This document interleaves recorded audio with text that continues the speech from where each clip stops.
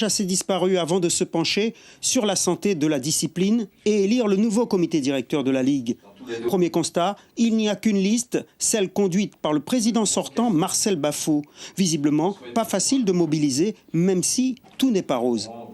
Le désengagement aujourd'hui des acteurs sociaux fait que trop peu de gens s'engagent parce que c'est difficile, parce que c'est chronophage, parce qu'il faut parfois laisser sa famille, laisser soi-même et s'occuper des autres. Il y a énormément de responsabilités lorsque on prend normalement un certain nombre de postes et que là, par rapport à la réglementation, il y a beaucoup de choses qui ont changé et que ce n'est pas évident normalement de trouver du monde. Je ne pense pas forcément que tout aille bien. Je pense qu'il y a des choses qui se font bien, mais il y a aussi des choses qui ne vont pas.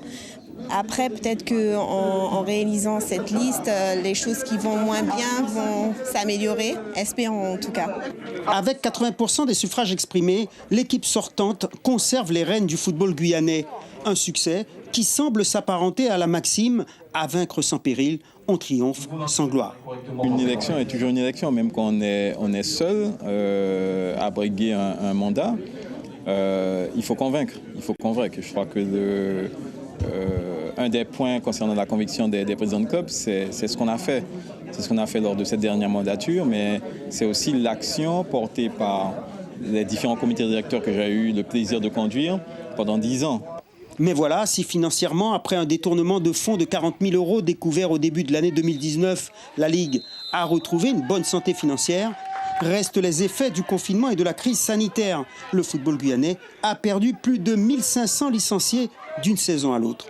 Vous imaginez à nouveau une saison blanche, une saison où vous permettra uniquement de venir à l'entraînement, en distanciation, etc. C'est pratiquement la mort du football amateur qu'on souhaite en Guyane. Et le football, comme je le dis, n'est pas essentiellement du football. Nous véhiculons beaucoup plus que ça. Il ne faut pas nous voir uniquement comme étant des structures où les gens pratiquent un sport. Mais véritablement, nous sommes des leviers dans le vivre ensemble. Reste que si sous cette mandature, le centre de ligue promis n'est pas sorti de terre, les championnats des jeunes sont toujours compliqués à organiser, faute de terrain. 11 moniteurs ont été diplômés et des sélections ont été formées pour toutes les catégories, des féminines au football à 11 en passant par le futsal.